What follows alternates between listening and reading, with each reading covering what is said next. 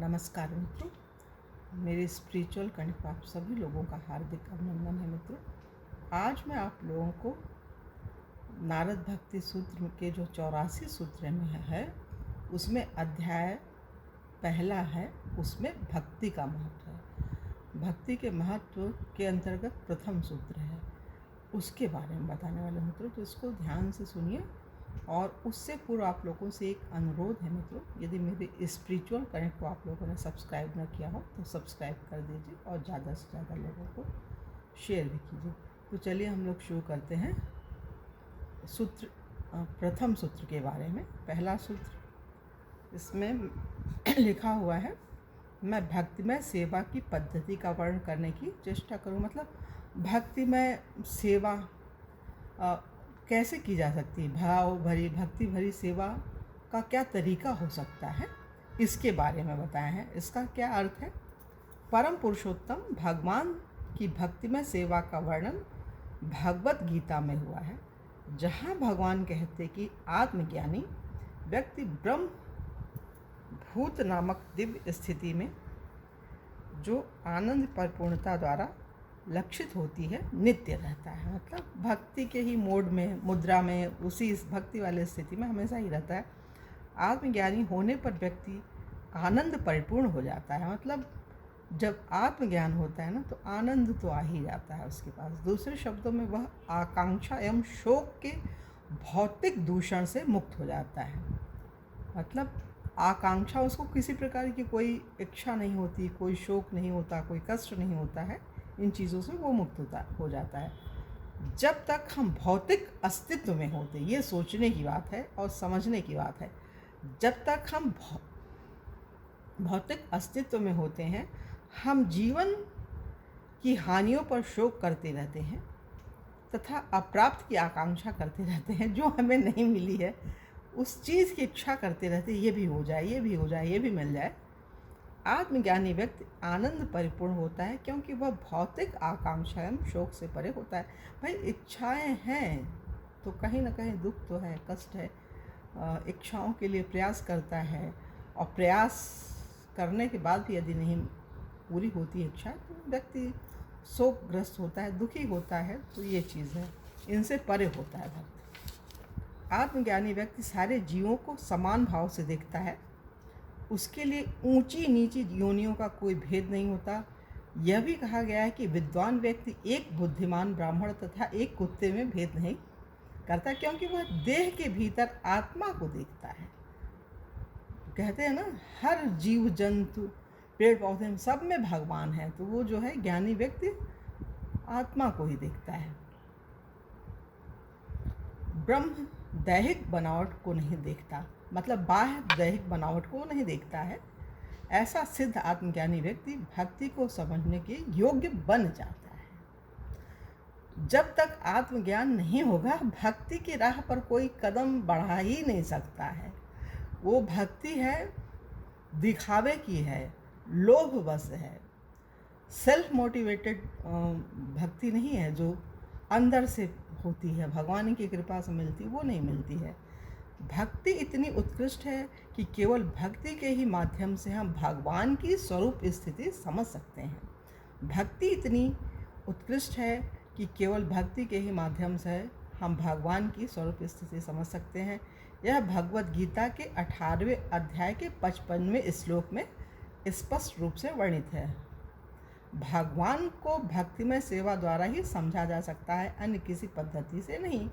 परम सत्य को समझने हेतु विभिन्न पद्धतियां हैं, किंतु यदि कोई व्यक्ति भगवान को यथावत समझना चाहता है तो उसे भक्ति योग की पद्धति ग्रहण करनी होगी। अन्य रहस्यवादी पद्धतियां भी हैं, जैसे कर्म योग, ज्ञान योग तथा ध्यान योग, किंतु परम पुरुषोत्तम भगवान को बिना उनकी भक्तिमय सेवा द्वारा समझना संभव नहीं। यह भगवद गीता के 4 अध्याय श्लोक संख्या 3 में संपुष्टित किया गया है। मतलब आप भगवद गीता पढ़ेंगे तो भक्ति के बारे में पूरा ज्ञान होगा। जहाँ हमें पता लगता है कि कृष्ण ने अर्जुन को भगवद गीता केवल इसलिए कही क्योंकि वे भगवान के भक्त एवं सखा थे। भगवद गीता भक्ति योग की पद्धति सिखाती है और इसलिए भगवान कृष्ण उसे अर्जुन को वर्णित किया, क्योंकि वह महान भक्त था। जहाँ तक आध्यात्मिक जीवन का प्रश्न है, भगवान का भक्त बनना ही परमोच्च सिद्धि है। साधारणतया लोग भौतिक प्रकृति की मायावी शक्ति के प्रभाव से पथभ्रष्ट हो जाते हैं। भौतिक प्रकृति में अनगिनत जीव हैं एवं उनमें से कुछ ही मनुष्य हैं। वैदिक साहित्य के अनुसार जीवों की 84 लाख योनियां हैं। पद्म पुराण में कहा गया है कि जल में 9 लाख योनियां हैं, पेड़ पौधों की 20 लाख योनियां, कीड़े मकोड़ों की 11 लाख योनियां, पक्षियों की 10 लाख योनियां, पशुओं की 30 लाख योनियां तथा मनुष्यों की केवल 4 लाख योनियां हैं। इस प्रकार मनुष्यों की सबसे कम योनियां हैं। सारे जीवों को 2 विभागों में बांटा जा सकता है, चर एवं अचर, जैसे वृक्ष, किंतु तदुपरांत भी इनके अनेक विभाग हैं। कुछ योनियां हवा में उड़ती हैं, कुछ पानी में रहती हैं, कुछ धरती पर रहती हैं। धरती पर रहने वाले जीवों में केवल 4 लाख ही मनुष्य योनियां हैं एवं इन 4 लाख मनुष्य योनियों में अनेक असभ्य या अपवित्र हैं। वे यथार्थ सभ्यता के स्तर पर नहीं। ऐतिहासिक दृष्टिकोण से आर्य मनुष्यों की सबसे सभ्य श्रेणी है एवं आर्यों में भारतीय विशेष रूप से उच्च संस्कृत हैं तथा भारतीयों में ब्राह्मण वैदिक ज्ञान में सबसे दक्ष हैं। वैदिक संस्कृति विश्व भर में सम्मानित है और हर स्थान पर ऐसे लोग हैं जो इसे समझने को उत्सुक हैं। वैदिक संस्कृति के सर्वोच्च सिद्ध स्तर को समझने का वर्णन भगवद गीता के 15वें अध्याय के 15वें श्लोक में है, जहाँ भगवान कहते हैं कि सारे वेदों का उद्देश्य उन्हें समझना है। मतलब सारे वेदों का जो उद्देश्य है भगवान को ही समझना है। वे सौभाग्यशाली हैं जो वैदिक सांस्कृतिक जीवन के प्रति आकृष्ट हुए हैं। हिंदू स्वयं को वेदों का अनुयायी कहते हैं। कुछ कहते हैं कि वे साम वेद का अनुसरण करते हैं और कुछ कहते हैं कि वे ऋग वेद के अनुयायी हैं।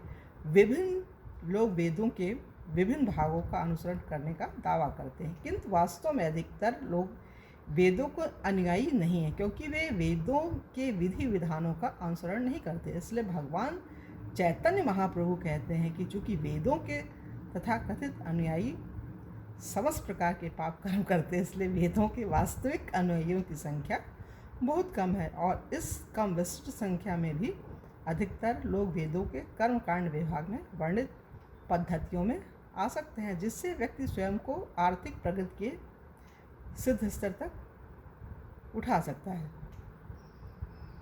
वेदों के कर्मकांड विभाग के पक्के अनुयायी विशिष्ट भौतिक फलों की प्राप्ति हेतु विभिन्न देवताओं की उपासना के लिए विभिन्न यज्ञ करते हैं। ऐसे लाखों उपासकों में कुछ परम सत्य को समझने की पद्धति में वास्तविक रूप से प्रवृत्त हो सकते हैं। उनको ज्ञानी कहते हैं। ज्ञानियों की सिद्धि ब्रह्म भूत स्तर पा लेने पर या आत्मज्ञान में निहित है।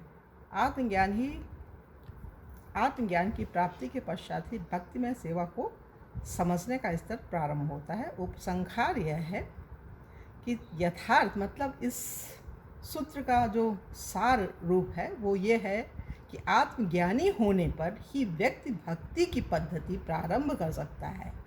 आत्मज्ञानी होने पर ही व्यक्ति भक्ति की पद्धति प्रारंभ कर सकता है। देहात्म बुद्धि में पड़ा व्यक्ति भक्तिमय सेवा की पद्धति को नहीं समझ सकता। ये इस पर विशेष जोर दिया है। इसी कारण से नारद भक्ति सूत्र का प्रारंभ होता है। अब इसलिए मैं भक्तिमय सेवा की पद्धति का वर्णन करने की चेष्टा करूंगा। इसलिए शब्द निर्देशित करता है कि भक्तिमय सेवा की यह पद्धति आत्मज्ञानी के लिए है जो पहले से ही मुक्त हो। इसी प्रकार वेदांत सूत्र भी अर्थात ब्रह्म जिज्ञासा से प्रारंभ होता है। ब्रह्म जिज्ञासा शब्द का अर्थ है परम पूर्ण सत्य के विषय में जिज्ञासा, और यह उनके लिए संस्तुत है जो वेदों के कर्मकांड विभाग की निम्न आसक्ति से ऊपर उठकर ज्ञान कांड विभाग में रुचि की स्थिति तक पहुंच चुके हैं। केवल जब व्यक्ति इस ज्ञान में पूर्णतः स्थित हो जाता है कि वह शरीर नहीं आत्मा है, तभी वह भक्तिमय सेवा की पद्धति का आरंभ कर सकता है, शुरुआत कर सकता है। प्राइमरी स्टेज उसकी यही है। तो मित्रों, यहाँ पे प्रथम सूत्र पूरा हो रहा है और कल की वीडियो में आप लोगों से दूसरे सूत्र के बारे में चर्चा करेंगे। तब तक के लिए जय हिंद, जय भारत, ओम शांति, ओम शांति, ओम शांति।